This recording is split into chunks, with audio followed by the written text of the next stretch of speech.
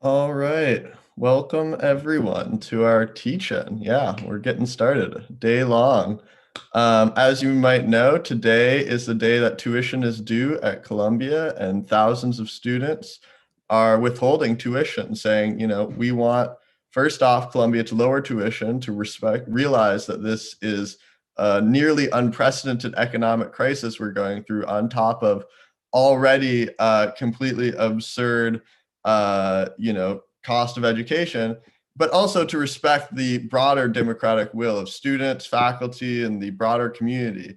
Instead of just allowing administrators with multi-million dollar salaries to make decisions for our lives, instead to have a real kind of inclusive democratic vision of what a university can look like.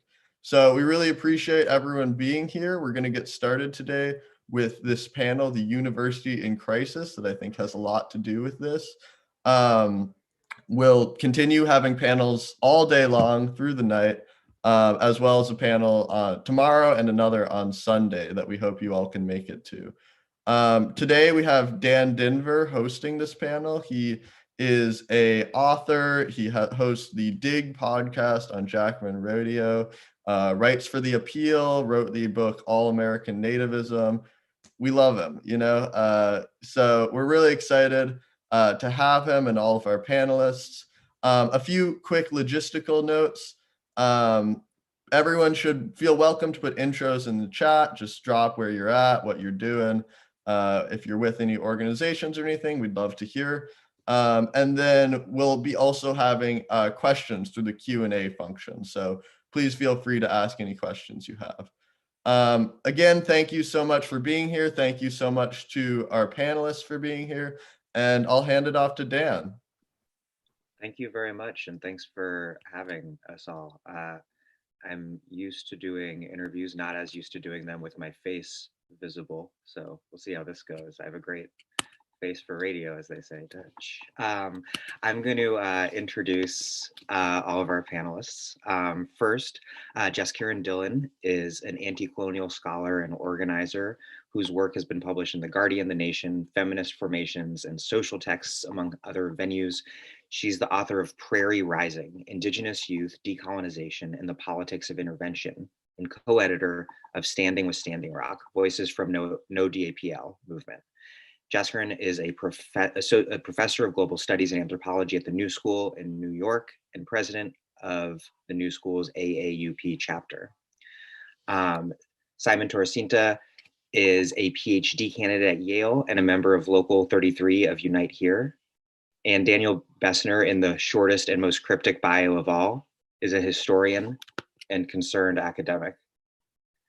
Thank you, everyone, for coming, and let's dive right in. I guess I want to start just by asking where things are at now, nearly a year into the university experience of the pandemic. I spoke to Simon and Daniel along with Tithi Bhattacharya about this in September. So I'll start with you, Jaskiran. What did the fall semester look like? Was it what you did all of the bad things that were predicted come true? And what are you seeing? What are you worried about this semester? Where do you see the university, public and private, heading in this spring?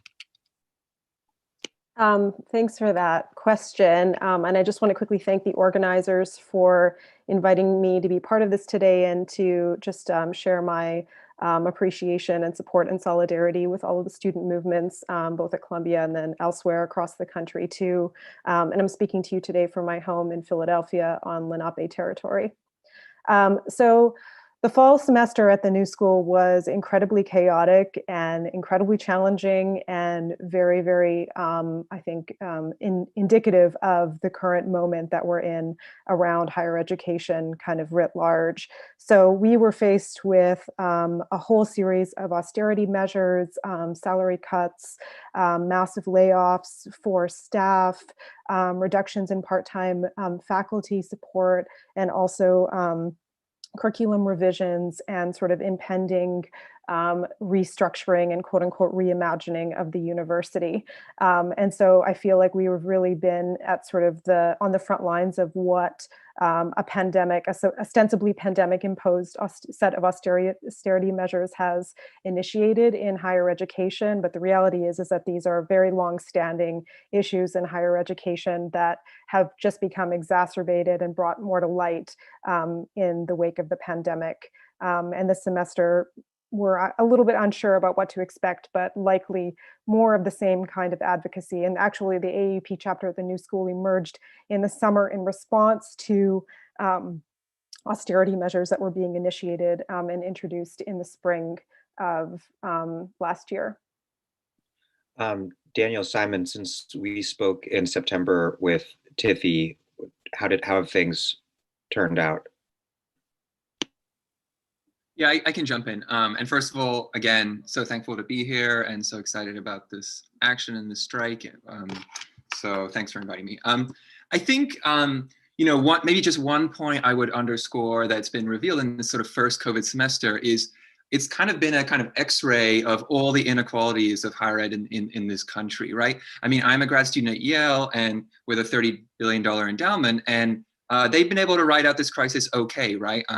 They have the resources and means to, have more or less entirely remote teaching and not worry about, charging full tuition while doing that.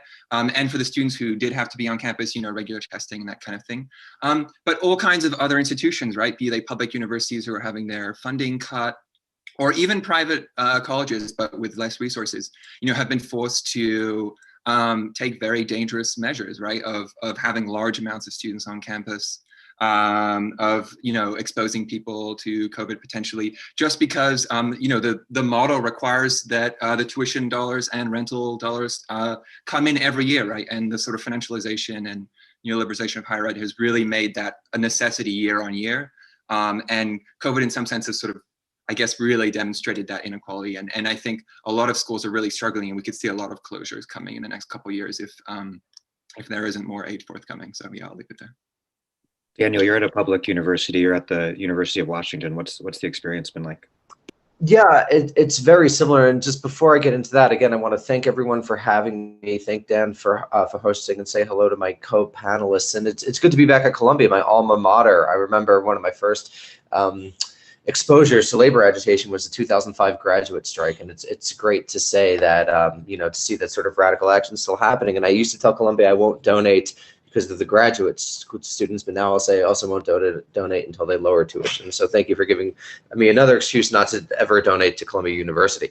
But I just want to say with my co-panelists, I think that's exactly right. And I think that in addition to the sort of proximate things that we've seen just because dealing with this extreme emergency, I think we've begun to see the shaping of what is going to happen in a post-COVID world. And I think the structural adjustments that began in 2008 with the decreasing public support, the increasing reliance on foreign students who pay tuition, the collapsing academic job market for particularly people with PhDs and particularly people with humanities PhDs is just going to be totally destroyed. And I think that we're going to see the fundamental restructuring of the American university from its post-World War II basically social democratic model into the academic capitalist model come fully home with neoliberalism. Now the question is, has the university become so grotesquely unequal, both within institutions and between institutions, that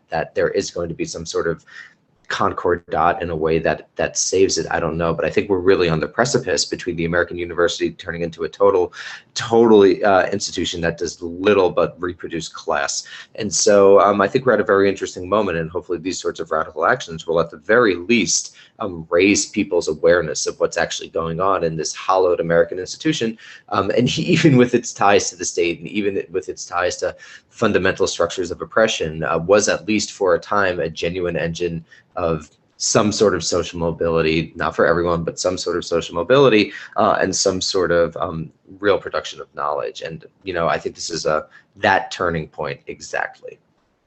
Just jumping off of Daniel's comments, Jaskiran, what sort of fork in the road do you think that academia is at? What sort of possible futures good, mediocre, or dystopic Mhm. do you see ahead? Yeah. I think that's a great question. And in fact, it is, I think, the question that's on all of our minds. Those of us that are, deeply committed, have been deeply committed to higher education and really thinking about what kind of university we actually think is possible in in this specific kind of historical moment, right? And I'm not feeling overly hopeful in the moment about the kind of university that is possible given the current state of the world, but I do think that there are possibilities for a kind of larger set of social movements that can work together to reposition the place and purpose and meaning of education. So I think we really have to ask ourselves, what we want our educational institutions to do, right? What role do they play in this kind of society that we want to create, right? How do we address the long-standing and deeply corrupt foundations of educational institutions in places like America that were built through the theft of indigenous homelands, through African slavery, right?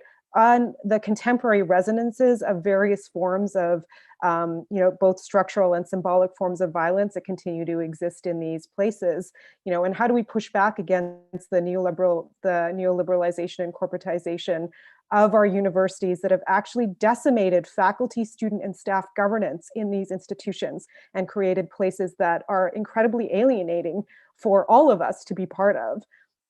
So I think we have to actually look at the sort of historic role universities have played in a place like the United States and think hard about whether or not universities as they exist now are worth saving, or whether or not that's even possible in this moment. It's probably music to Daniel Bessner's ears. Simon, go ahead. Yeah, I mean, just on the crossroads question, I think at least for as long as I've been in higher ed, ever since I was undergrad, there have been these prophets from business schools saying, online education, MOOCs are going to absolutely transform the landscape. We're going to have creative destruction, and some schools are going to go down, and others are going to expand rapidly. And maybe half the country will be taking courses at Harvard or online. And I think this has been a sort of interesting crash course, forced experiment in all of that. And I think, again, I want to stress this inequality question, which is that I think we've seen that on the one hand, teaching remotely and doing, this sort of COVID model is extremely unsatisfactory, but it's also a lot cheaper, right? And so I think we're at a crossroads of a much greater stratification where you'll get a sort of luxury securitized experience in the top tier in the Ivy League in places like Columbia. And at other, for instance, state schools where, administrations and state governments are always looking to save money.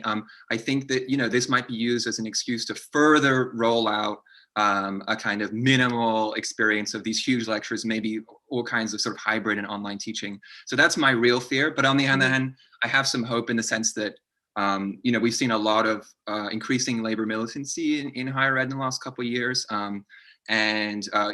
I was celebrating a couple of days ago because the Columbia decision that allowed grad students to unionize successfully survived 4 years of the Trump administration. And that was because of coordination of grad unions across different campuses. It couldn't have happened if there wasn't communication across the country of grad unions. And that was a kind of remarkable achievement. And it means that we have a kind of green light for further organizing now, right, under the new administration. So I do think that there are some things that could move, but I'm really worried about the further stratification. Yeah. Daniel, I wanted to ask you about what Simon just mentioned, to mix some metaphors. Do you think that this is a kind of virtual bell that cannot be unrung, Zoom classes, and what does that mean, if so? It's a really interesting question. My guess would be that at Ivies and elite institutions like the selective liberal arts colleges, it's going to go back into almost in person. I think that'll probably be true for a lot of flagship state schools. So like, for example, the University of Washington at Seattle prides itself on being the flagship, and my guess is that campus will have mostly in person, but I'm not sure if the same will be true of Tacoma or Bothell. So I think we'll see increasing stratification, not only between public and private institutions, but also within public institutions. So in California, where I am now, Berkeley, UCLA, and UC San Diego will probably be just fine. Whether the Cal States will be, I think, is a much more of an open question. The same could be said for some community college. But as Simon just said, there is some grounds for hope, at least in the sense that academics at this point can no longer deny how precarious their lives are, and academic staff who have been experiencing that for a long time are well aware of the precarity. So one could see some sort of extra industrial organizing. I don't see how the university could save itself, but I could only see how university workers in coalition with other workers could do that. And I think the barrier between so-called intellectual work and other forms of work is just being broken down slowly but surely due to the reality of precarity. Jaskiran? Anything to add on that before I? No, go ahead. Okay. Well, I got a bunch of great ideas for questions from the student organizers, and one is how, and this has been touched on a little bit already, what has the neoliberal model meant for faculty and student governance, and why is it? What role ideally should students and faculty, and I would add, workers in general at an institution play in governing an institution, and who actually governs in the American university today, both private and public? You guys can take that in any order. I'm happy to start, and then there's so many different angles on this that I'm sure everyone will have their own piece to say. So I'm just going to mention maybe one actor that is less mentioned in the who governs question, but I really want to point to rating agencies, bond rating agencies, as a central actor in higher ed, and I want to make my case for why, which is that increasingly, a lot, especially a lot of lesser funded institutions, but in public institutions as well, which are having the funding cut. So much construction, so much expansion of the model requires debt finance, and that requires bonds, right? And all these institutions are given targets by banks and rating agencies for things like tuition increases, for things like governance, for future projected rental income. So in some sense, we have all these financial actors, right, that are able to dictate terms to universities that are almost completely unaccountable, right? And the sort of traditional structures of academic governance, right, be it through the faculty or even the administration, as bad as they are, even they are sort of come under pressure from above. So I just wanted to, there's many other things we could talk about in the neoliberal university, but I just want to mention that as a kind of new, actor that we often don't talk about. But yeah, I'll just leave it there. Jaskiran, Daniel?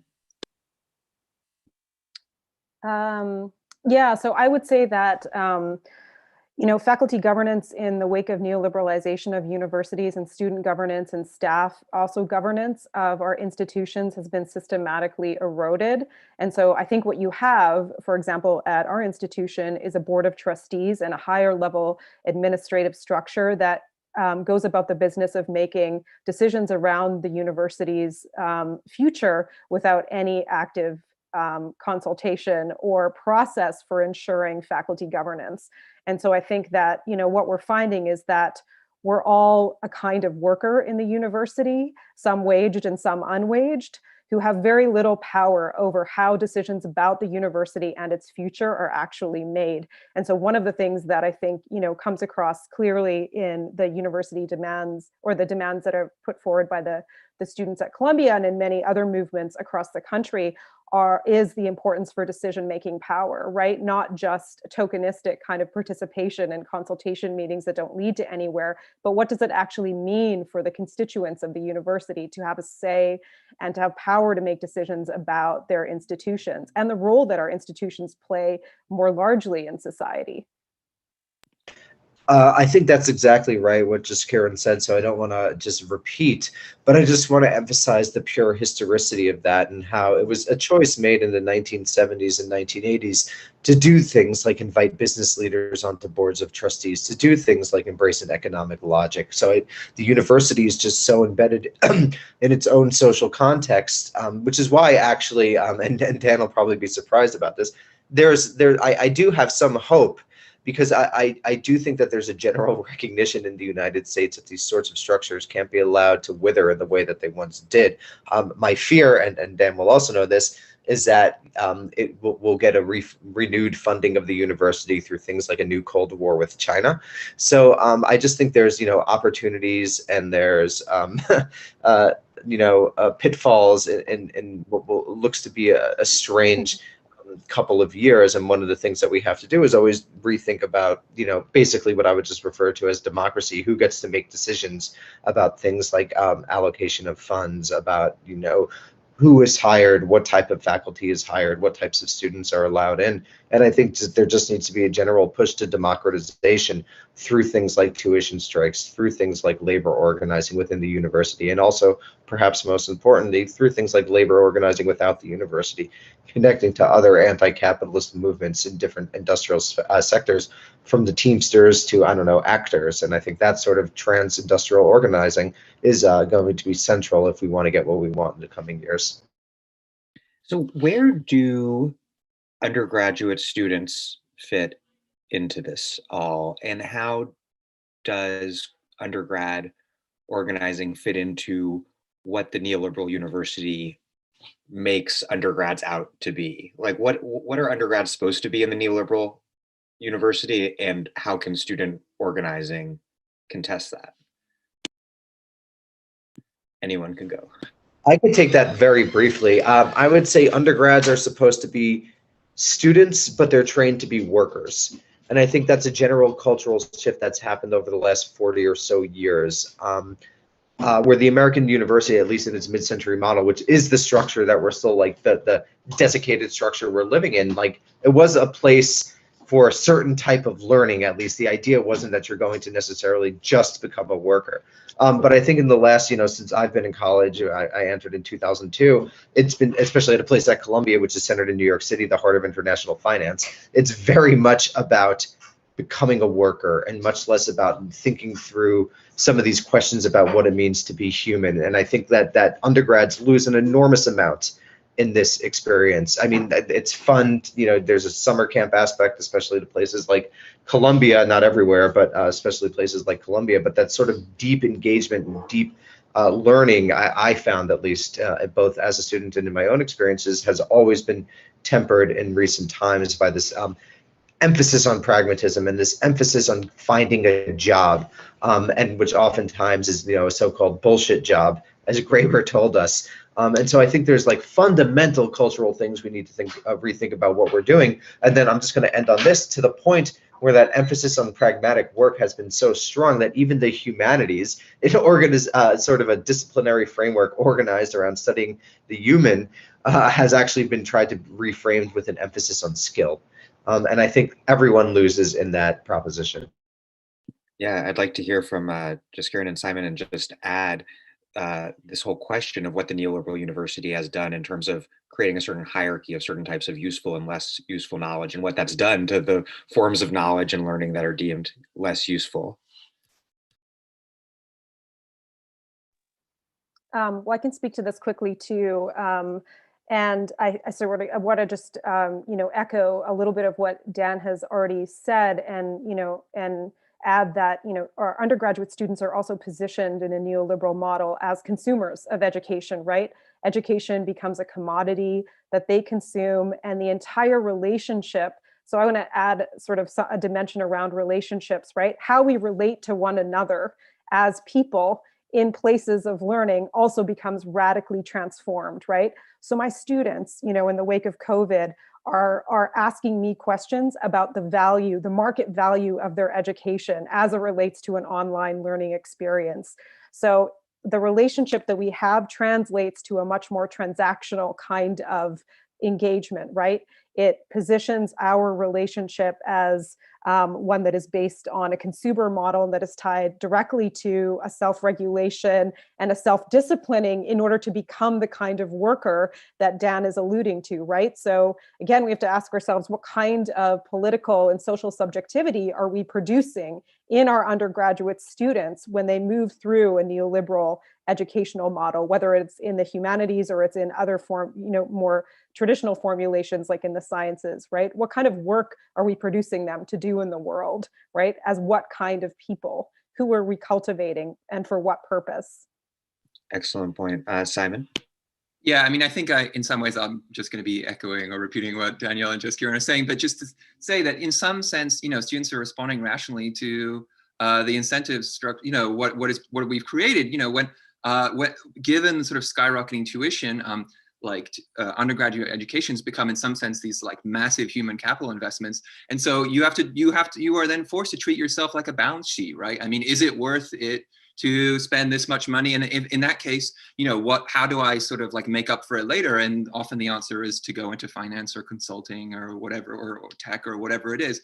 And I just think that often we, in higher ed, we kind of bemoan this attitude that we get from our own students, right? But they're also kind of responding to the sort of subjectivities that's being created for them, and in a very sort of cold hard cash kind of way, sort of the financial logic that's been imposed on them. So and that that's a very long running thing, right? That's been a sort of accumulating for decades, but we've really reached a sort of crisis point of some of that, I think, especially given the fact that in today's economy, actually getting that return is absolutely not a given. And I think that's a source of a lot of the kind of leftward turn of millennials and Zoomers and all that we've seen. How do we politicize these questions over, the kind of stigmatization and devaluation of, say, the humanities? What's the way to talk about why that matters in a way that's kind of politically weighty and not just, oh, it's sad that people don't read novels anymore? Well, I mean, the way that I would frame it, and not to be sort of like too out there or pie in the sky, it's that the humanities are just fundamental to literally being human. Like you live one of these better lives by studying these things, and that, broadly speaking, the type of economic logic that has structured and engendered and sort of defined the neoliberal era is really problematic. And just, you see it in all sorts of cultural spheres. Just to take one, this sort of obsession with quantification, that Nate Silver is sort of this politics guru and someone, as opposed to someone who knows something about politics. The idea that someone can move from baseball to politics is just, a reflection of the age, and this obsession with numbers, this obsession with quantification. And I think the humanities needs to fight back by using its own language about what it means to live a meaningful life, and that not everything in existence should be about getting a job. Amen. Anything to add? I can jump in and then. I guess I would say that, if you read the editorial pages of the Chronicle of Higher Education, the sort of like main defense of the humanities that you will encounter there from professors and tenured academics is that, we need to defend the liberal arts model, and as it's been practiced for centuries in the United States and small liberal arts colleges and, Ivy Leagues and all that. And I just think that's fundamentally misguided and is not going to save the humanities. That, if we are able to save the humanities at all, it will be part of a much broader vision of extending the public goods of education, higher education, to a much larger group of people. I mean, we're in this contemporary political situation where, even something like higher education has been really politicized as part of the cultural war, where, people like Josh Hawley get, score points off Twitter by dunking on Ivy Leagues receiving federal aid. And that populism in some sense is is sort of a downstream effect, right, of how unequally the benefits of higher education trickle down in this country, right? And I think that, in other words, I guess what I'm trying to say is that we're not going to save the humanities just in these sort of like ivory tower institutions. If we're going to save them, we're going to have to make a case for, their worth, the sort of them being intrinsically worthwhile to much larger numbers of people, and tie them in with a bigger vision of education as a public good, right? And one that we extend to as many people as possible. Yeah, and I would just add to what has already been said by Simon and Dan, is that one of the things I want to say is that part of what we have to be able to articulate is what the stakes of this kind of politicization are, right? So we're facing like really, really, really challenging political and social, economic, and environmental issues across the globe, right? And so part of what is at stake is the kind of world that we're going to be able to inhabit in the coming years, right? What kind of planet are we going to be able to live on? And there are so many institutions of higher education that are very, very strong at the branding of social justice, of public intellectualism, of being responsive to the current social and political moment that we find ourselves in. And one of the ways that we politicize, I think, our roles is by drawing or sort of position within these institutions is to draw attention to the inherent contradictions that exist within them, right? And to actually create a space where all of us together collectively are able to understand and see what those contradictions are so that we can collectively advocate and challenge for a different kind of institutional experience, right? And so, you know, universities, of course, education, of course, is not a privilege or a commodity and should never be conceived as such, right? It's actually a right that enables people to develop a specific way of living and being in the world. And I think unless our students and our faculty and staff and everybody that's involved in you know, these institutions understands and sees it that way, we're fighting a losing battle. That's a really good point. I'd like to kick it to Simon and Daniel. Do you see there being, how do you see approaching kind of the just extremely woke social justice rhetoric that we see coming out of university presidents everywhere? Is there an opportunity there to exploit the contradiction between kind of progressive rhetoric and reactionary profiteering practice in the university? And does that relate to generally a way that maybe the left should be relating to liberals, which is pointing out and exploiting the contradiction between liberal rhetoric, which can sometimes be very good, like we heard at the inauguration the other day, and then the practice, which, well, we'll see.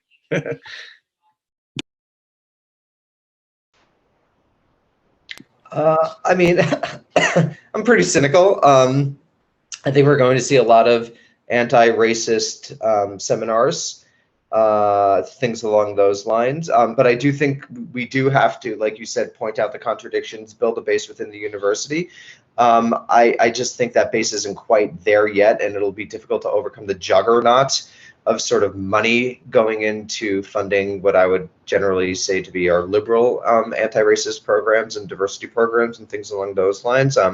Things that oftentimes don't often address the structural issues that produce the inequality. So I think right now, like you said, it's very important, you know, within the various meetings we attend to point out those structural issues. But I don't have a strategy about how to sort of highlight them in a meaningful way. But I'd be happy to hear one. Simon? Yeah, it's a really good question and an interesting one. I would hope that that's possible. I mean, I'm thinking of a moment at Yale between around 2015 and 2016 where there were sort of two simultaneous campaigns going on, and one was the grad union campaign I was a part of, and we tried to create a crisis for Yale, and it sort of worked, and it sort of didn't. And then on the completely separately, a number of undergraduates organized under a group called Next Yale really forced the issue of the sort of racist history of the university, and the question, you know, like that undergraduate colleges were named after slaveholders, that Yale's relationship with New Haven is like remains, you know, like colonial, and you know, that was their movement, right, was the biggest crisis I've ever seen on campus while being there. And I just I think that if we're going to see success in the future, we're going to have to find a way to bring those two halves together, right? I mean, the sort of like the social justice side, right? But you know, but that's also much larger, right? The community side, the race side, together with the labor side, the economic side. And I think movements on campuses across the country and elsewhere, right, have been trying to experiment at bringing those things together, but it's been difficult. But I really think that there's a real potential to sort of bring demands together and think about what they would mean if brought together, especially given, as we've been talking about, right, the sort of way in which administrators are very good at talking the talk, right? So if they, Yeah, there's both this like huge opportunity for kind of an imminent critique of the liberal university, but also the university is just so dynamic and powerful in terms of reabsorbing these critiques and rearticulating them in ways that are safe for the neoliberal university. There are a bunch of good questions rolling in. One, Anthony O'Brien noted that who governs CUNY is a board of trustees appointed half by the governor and half by the mayor. And I'm wondering if there is a way, particularly with public universities, that we can expand the politicization of this crisis beyond the university and make it part of a broader educational justice politics that connects, pre-K, K through 12 to higher ed, because these things tend to be very compartmentalized. And aside from Bernie's very popular call for free higher public ed, which really, resonated for obvious reasons, and the debt, student debt elimination movement, there hasn't been really a public politics that's gotten that much attention calling for this new sort of university that's not only free, but that centers things like humanities. How do we kind of make a public politics around it, especially given that public universities are public and responsive to people who are elected by voters? That doesn't seem to be a lever that's being taken advantage of very much in these fights. I can take one small stab at that and let others. I mean, I would just say that I think one thing that has given me the most hope in the last couple of years was the K-12 teacher strike wave, which was extremely successful in putting the question of public education on the table and really forcing that as a issue of debate, and even forced some red state legislatures that you would never imagine to increase funding or accede to some of their demands. I don't know exactly what that looks like for higher ed, especially public higher ed, but that seems to me the only model I can see out there for something that we can look to. And I do think that, especially in places like New York, where CUNY is really the backbone of a kind of education for so many people in the city, and a kind of line for sort of working class people. I just think that there is a possibility there of really using labor action or other kinds of action to sort of force this demand around public funding, and to maybe tying that in with an electoral campaign or something. But anyway, so just to return to this fact that for me, that the sort of like the teachers, K-12, right, not higher ed teachers, were supremely successful at this, and that was very encouraging, and I really hope that we can sort of learn from them. A quick side note for viewers is that Kim Phillips-Fein's history, Fear City, is really great on a lot of things, but including sort of the social democratic promise of CUNY and how that was dashed by neoliberal reaction. Jaskiran? I mean, I think part of what we have to do, obviously, and I think Simon alluded to this as well, is that we have to position education as a public good. Struggles in institutions of higher education don't happen in isolation, and they're not disconnected from struggles around housing, around policing and criminalization, around poverty, around K-12 access to education, increasing providing free tuition at universities is not going to be a solution in and of itself, right? Universities also have to be reflective of the communities that they serve. They have to be attentive to the social and political issues that are sort of the most the most important in a country at any specific moment. And I think part of this is linked to how we sort of stop the sort of isolated, siloed kinds of social struggles that we engage in, right? All of us that work in institutions of higher education should actually know a great deal about what's happening in the K-12 system, right? Because that's where our students are coming from. And there are clearly long-standing racial and class divisions around access to public education in the K-12 system. So I think this is one of the ways that I think we have to build stronger coalitions across different forms of organizing platforms that allow us to actually see the linkages as opposed to the separations. It seems like perhaps, I mean, Columbia is a pretty glaringly obvious example of this, that one way to make the connections is to link up the struggles of people who face a common enemy, which in large parts of Manhattan is Columbia. I mean, they're spending billions of dollars right now on this new Manhattanville campus, which is near two large housing projects, Uptown, where there's also, in what is perhaps a coincidence, perhaps not a coincidence, been enormous gang raids and mass prosecutions in recent years of young people who live in the two projects there. How do you all have concrete ideas, especially for these massive neoliberalized wealthy universities that are enormous landlords and, for reasons I don't entirely understand, feel compelled to develop billions of dollars in property? Like, how, like this is also true of Yale and New Haven, I'm guessing. Like, what do you do with that, the university as a massive gentrifying landlord and employer? How do, like, is the seed of the struggle linkages there? For sure. I mean, the first thing to do is to overthrow capitalism, and then the second thing is to build a utopian society. I mean, I honestly think that the where academics might actually have labor power is in the so-called gig economy. We're still one of the few, until the pandemic, one of the few professions where people like actually meet and have the potential to build social bonds, right? It's difficult to do with Uber. It's difficult to do when you're an Amazon warehouse worker, et cetera, et cetera. So that's actually unique about the sort of adjunct position, the adjunct subjectivity in the gig economy. And I think the only way to sort of prevent that is to have a coalition within the university of that crosses job categories, from professor to staff to janitor to cafeteria worker to whatever it may be. I think that is the only way to do that. The problem, though, as I'm sure everyone on this panel knows, is that a lot of academics, particularly tenured, i.e. the ones with power, don't quite view themselves as workers. That's changing for people who are younger, for people who are, let's say, under 40 or so.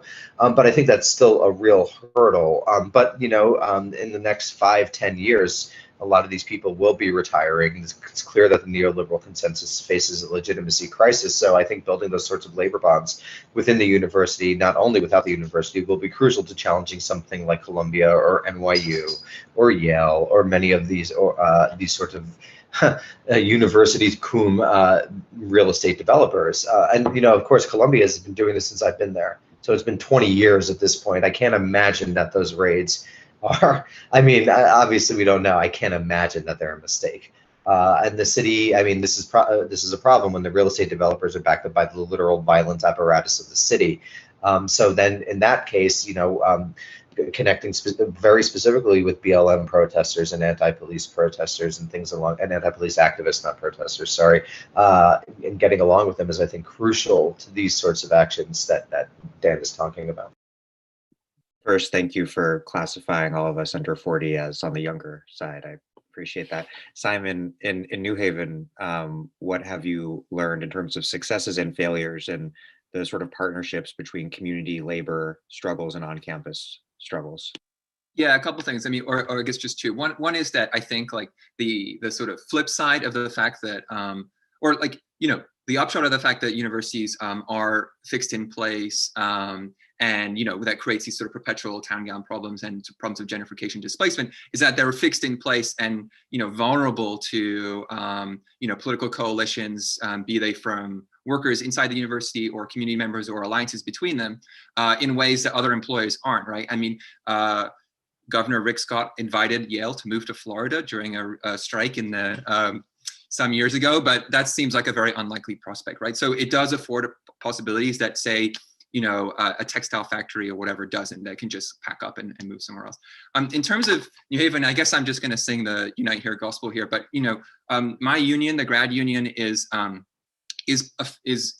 of one local, and the other locals are blue collar workers and service workers, right? So there's a kind of clerical and technical workers union, and there's a service and maintenance workers union. We are all in the same union, right? We have different locals, and that has many employees, right, are part of the community, have families in the community. And so, you know, one of the ways that the union has built power is, first of all, by building links, right, between different grades of work in the university, which has been tremendously powerful, even between, you know, staff and faculty, or at least teaching staff like grad students, but also taking over city government has been a tool that has been used against the university, right, by blocking construction and things like that. Now that's easier in a smaller place like in New Haven than it is in New York, but I do think that in some sense the fact that universities are stuck in a particular place does make them vulnerable from pressure from community groups, from workers, from elected officials, and when those coalitions come together, they can actually be pretty powerful. And I really think industrial unions, right, that can, or at least links between the different kinds of groups that find themselves on campus are super important for that. Jaskiran? I'm not sure I have anything more I could add to that than what's already been said. I think these two have covered the ground of basically what I would say around coalition and thinking about. I mean, universities unfortunately operate as corporations in the realm of property and wealth accumulation. It's one of the ways in which they, are able to function in terms of revenue and expansion and social reproduction. It's built into the fabric of these institutional structures. Here's a question from the organizers, which I think a lot of probably socialist and leftist undergrads at private universities ask themselves, which is sort of like, is the private university worth saving? Should students at private universities be organizing with an eye towards expanding public higher education, or should, in the short and medium term, I think private institutions are here to stay. So there's kind of the utopian question of should they exist, but then more pragmatically short term, even as you're fighting within a private university, should your organizing be in some way linked up to expanding the public university? Just to be categorical about it, no. I mean, I think it's clear in a socialist utopia there won't be private universities. So I think that is the end goal in mind. So I think that is an easy one. And I think of necessity, these sorts of coalitions need to be built. But I do think, like Dan said, it's a short and medium term project. So I think one of the things that we have to do is think about the abolition of the private university is something that'll take at least 5 years, if not longer, at least 25, 30, 35, 40 years. So one of the things that people who are listening to this could do is, particularly if they go to Columbia, and particularly if they go on to like hyper elite spaces, as many of you people no doubt probably will, is begin to sort of change the politics and policies that make it so profitable for some people to run a private university. If Bernie had won, he could have set some sort of executive order, even if it was turned over in court. It sets the tone. You have to have a certain percentage of tenure track faculty vis-a-vis a certain percentage of administrative faculty, that if funds in your state can't all go to a private university, which receive an enormous amount of government funds as opposed to public universities. So there are actually short-term measures that people could undertake to begin to weaken the stranglehold of the private university, first on the American imagination, and then second on literal dollars that should be going elsewhere. So I think that, Dan, that is a perfect goal that someone could do. Well, yeah, Jaskiran? Yeah, I would totally agree with that. I think that's incredibly well said, Dan. I mean, I think that we absolutely have to be fighting for public institutions and abolishing private institutions, right? There are all kinds of things that privatization of institutions of higher education signal, right? And it also completely negates the possibility for families and students who have parents who can't pay for them to be able to go to school, right? One of the things that major investment in public education offers in higher education is that students are not necessarily connected to their parents in terms of that determining their ability to be able to attend higher education or not. So we know that this privatization shifts the responsibility away from public responsibility and state responsibility onto individual families. And of course, we also know that private institutions, as Dan mentioned, still get massive amounts of state subsidies, right? So there are public funds that are entering private institutions, even though they're deemed to be, private institutions. We're actually subsidizing those institutions as well. And I think we have to look at, several people in the comments have mentioned that, people can remember the time when access to higher education was free, right? When public education at the higher educational level was actually free, right? So what do we learn about why and how the divestment around those things have happened? And if there's many people, of course, that can speak to this in the panels that people are going to be listening to today, but right, there are clear reasons for the divestment of public education on the part of state and of federal governments, right? So we have to be looking closely at that history and thinking again about what kind of role do we want our educational institutions to play in the society that we wish to create, right? And who is the public? Who is the public that actually is able to access these kinds of institutional spaces, right? Historically and in the contemporary moment. Simon?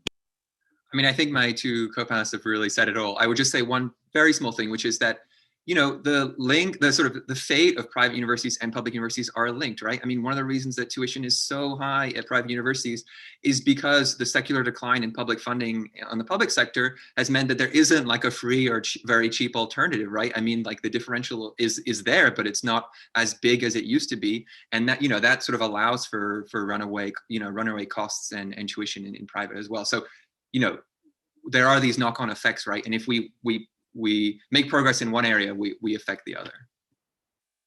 For the last question to close out, I'll ask one from Willem Morris, who I think is one of the organizers, which is about the tactic that they're engaged in today. Does the tactic of a tuition strike have the ability to make meaningful change at universities if it spreads beyond Columbia, or is it too difficult to have meaningful leverage for a strike without having actual labor to withhold?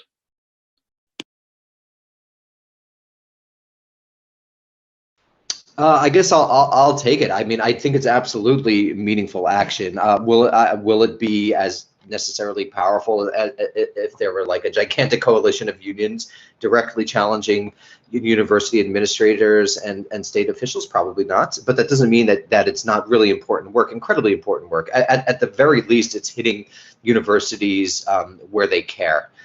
Which is, you know, in the breadbasket, as it was, which is the money.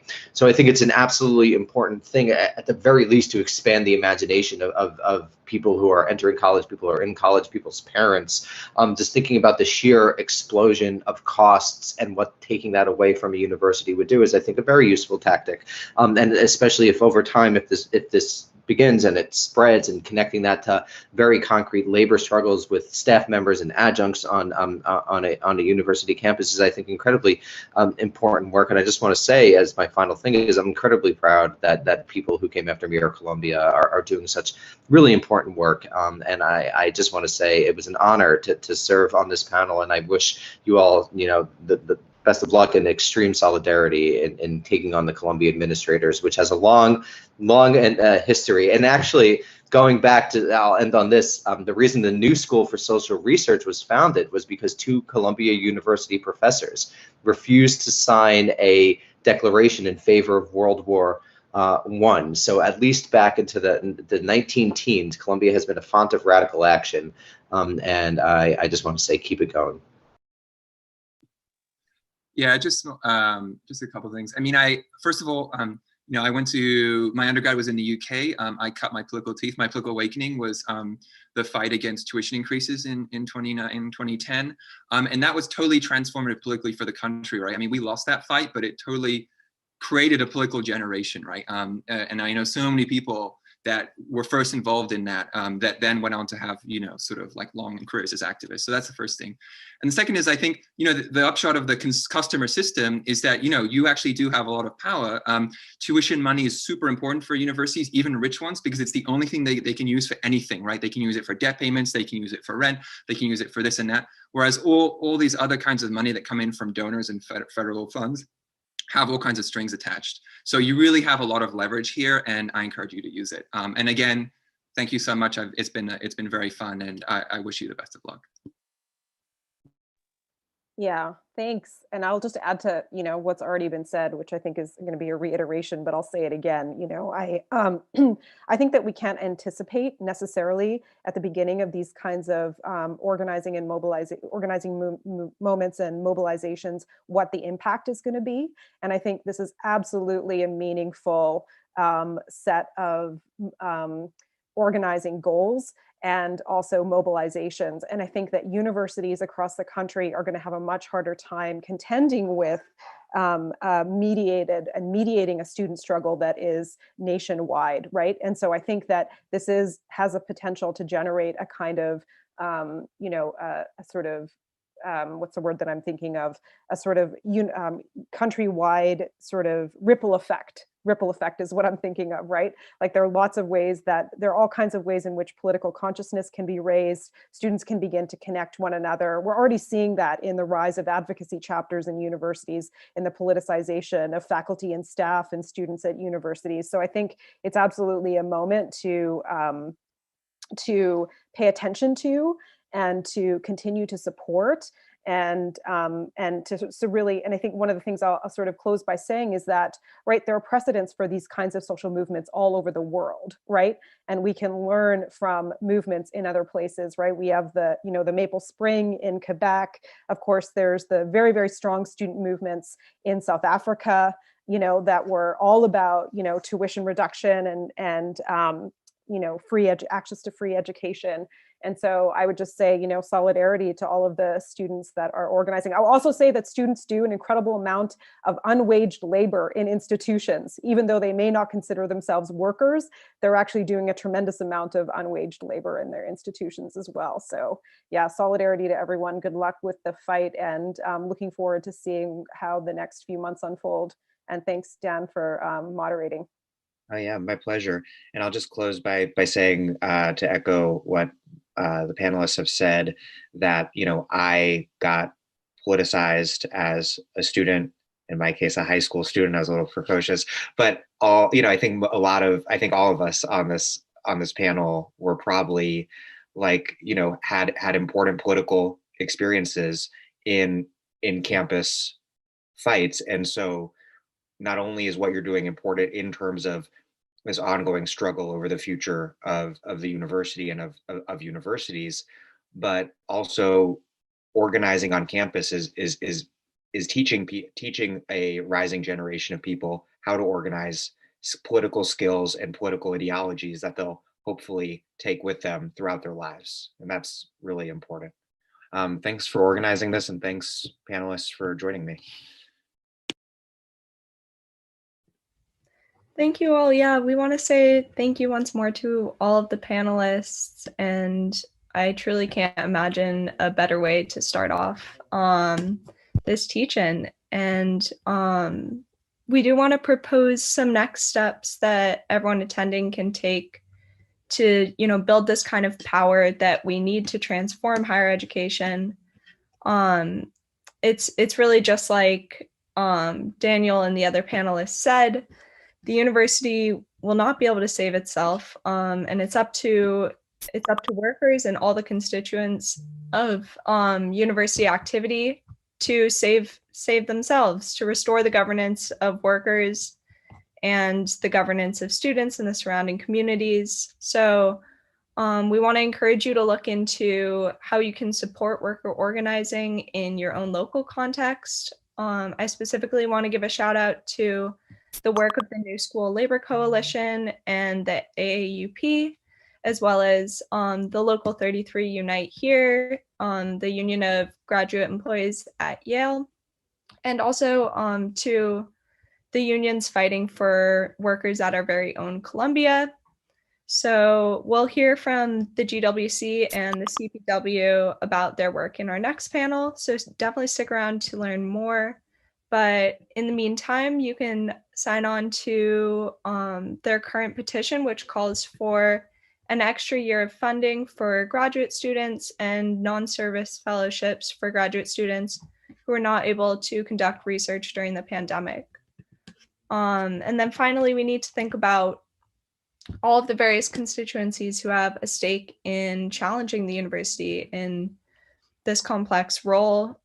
So student organizing, community organizing, tenant organizing, and we'll be talking about this all day, but I think it brings us really seamlessly into our next panel, which will bring together YDSA, Mobilized African Diaspora, the graduate workers, and the postdoctoral workers unions, as well as Columbia University Apartheid Divest, who can't join us today, but are definitely here in spirit. And they're all going to speak about their organizing and the demands of the tuition strike.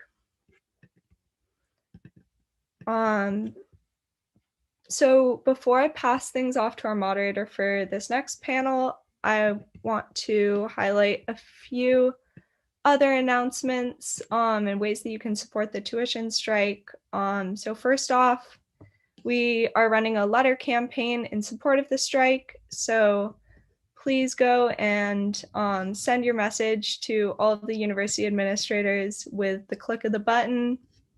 And I also want to highlight our strike fund, which will go to students who indicate that late fees impose a financial burden should the university choose to impose late fees on striking students. And otherwise leftover funds will be donated to a mutual aid fund for academic workers at Columbia through the Graduate Workers of Columbia. And we want to encourage you all to join DSA or YDSA if you're a student, and you can learn more about these organizations through the upcoming winter conference. And then finally, if you haven't yet, please sign Mobilize African Diaspora's petition to President Bollinger, calling upon him to support Black students in the West Harlem community. So without further ado, I'll pass things off to Lena, and she'll get us going on our next panel, which is about the demands of the tuition strike.